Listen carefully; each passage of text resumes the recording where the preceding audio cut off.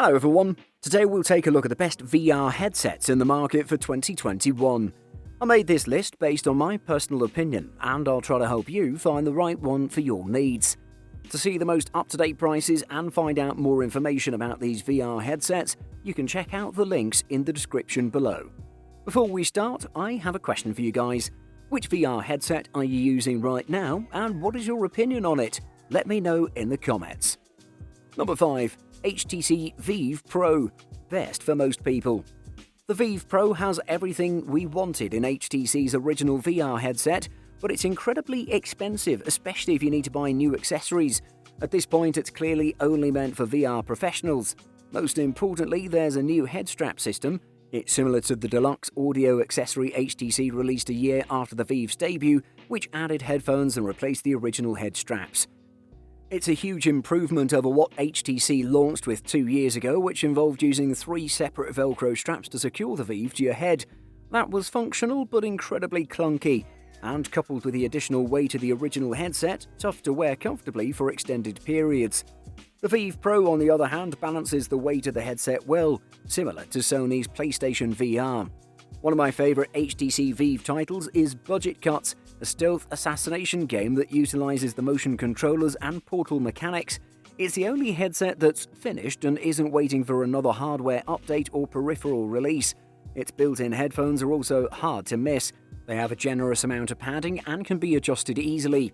While they may make the headset look a bit overstuffed, they're far more convenient than the earbuds on the Vive, which was just another wire to deal with.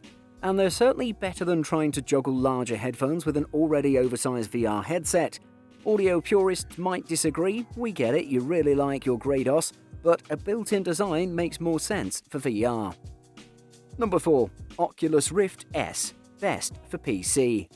When Oculus first started out as a company 3 years before debuting the Oculus Rift S, founder Palmer Luckey had a vision that virtual reality was headed for integrated mainstream fame.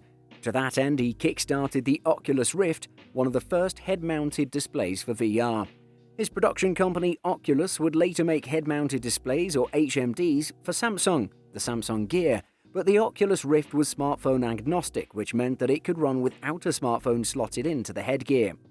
The minimum specs for VR are an Intel Core i3-6100, AMD Ryzen 3 1200, FX 4350 or greater processor, a graphics card that equals or surpasses an NVIDIA GTX 960 or AMD R9 290, at least 8GB of RAM, and a DisplayPort 1.2 or mini DisplayPort with included adapter.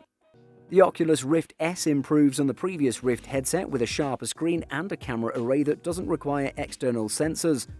The use of pass-through cameras on the headset is another big improvement.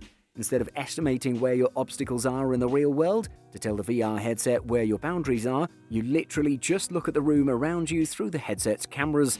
This makes it easy to change up your boundaries if, for instance, you keep accidentally smacking your hand on a table so hard your fingernail turns purple. Just hypothetically, of course. It's also great if you're taking the headset somewhere else or just to a different room. Number 3. Sony PlayStation VR. Best for PlayStation owners. PlayStation VR is an affordable introduction to quality VR. Many of the experiences aren't as crisp as the ones found on the Oculus Rift or HTC Vive, but for a system that uses a PS4 instead of an expensive PC gaming rig, we're not complaining. Plus, a recent price reduction makes it even more appealing. The word on the Sony street is that PSVR 2 will tie into the PlayStation 5 release, as the headset could take advantage of the new console's upgraded hardware. As for the headset itself, it's possible it could house an ultra-high resolution display that boasts 1001 pixels per inch. Fingers crossed. Sony is certainly serious about virtual reality. We've had solid evidence that it's committing a great deal of time and energy to VR development by the PlayStation VR games that have been released, and those yet to come. The PlayStation VR also has some well-known names coming to its software library. If you want to be specific about it, PlayStation VR can handle 1080p games on its 920 by RGB by 1080 OLED display at either 90Hz, meaning that the image refreshes itself 90 times per second, or at 120Hz, depending on the VR game or application. And for those concerned about latency, Sony says that PlayStation's VR response rate is locked in at around 18 milliseconds, which is about 0.002 seconds faster than the highest acceptable latency before you'd notice the lag in VR. Number 2. Valve Index Best High-End Headset. Gaming company Valve pioneered VR as we know it today, creating a sophisticated tracking system and prototyping several headsets. It runs the popular Steam VR platform and it's partnered with HTC on the Vive system. But until now, it hadn't actually produced a VR headset. For people who spend a lot of time in VR, this one offers solid visuals, thoughtful hardware design, and the coolest VR controllers on the market. Like several other companies, Valve is also experimenting with speaker-based audio systems. The Index features 2 speakers that look a lot like headphones, but they sit about an inch away from your ears, projecting sound without actually pressing against your head. That's very comfortable in long VR sessions, and it sounds richer and more realistically ambient than the Oculus Rift or Quest strap-based speakers. These headsets all share one basic problem though. Everybody can hear exactly what you're doing from several feet away. I'm willing to accept that sacrifice on a cheaper product, and you can always plug your own headphones into the Index. But since the Index is a top-of-the-line system aimed at people who want loud, intense gaming experiences, or who work in professional settings, I wish Valve had looked for a slightly more discreet solution. Number 1. Oculus Quest 2 Best Standalone Headset. Following up the Oculus Quest wasn't going to be an easy task, but the Oculus Quest 2 improves upon its successor across the board. In fact, it's our pick for the best overall VR headset. The Quest 2 looks otherwise very similar to the Quest. It's a little smaller than its predecessor, but both headsets have the same rounded plastic front, each corner studded with an outward-facing tracking camera.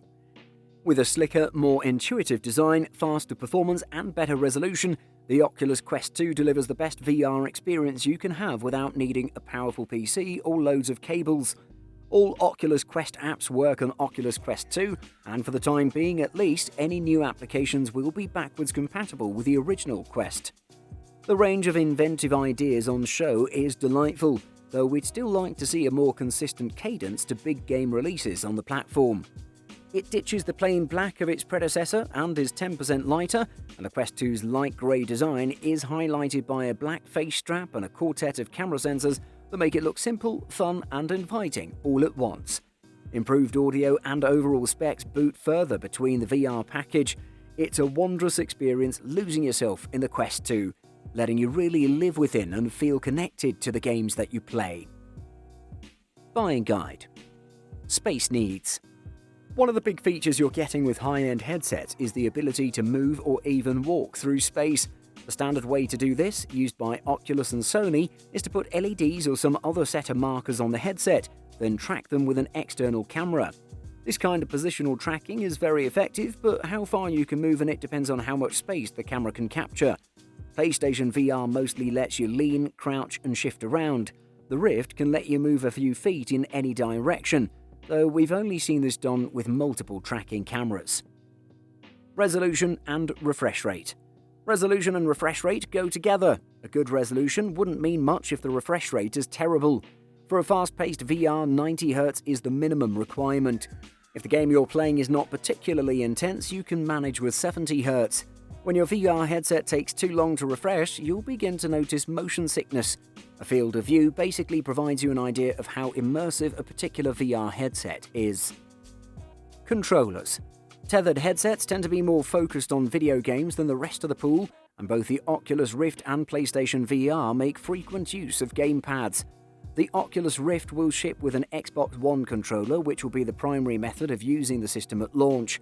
PSVR uses PlayStation 4 controllers for several experiences, but the thing that really sets these high-end headsets apart is their motion controllers, which let you do everything from play realistic virtual ping pong to paint in 3 dimensions.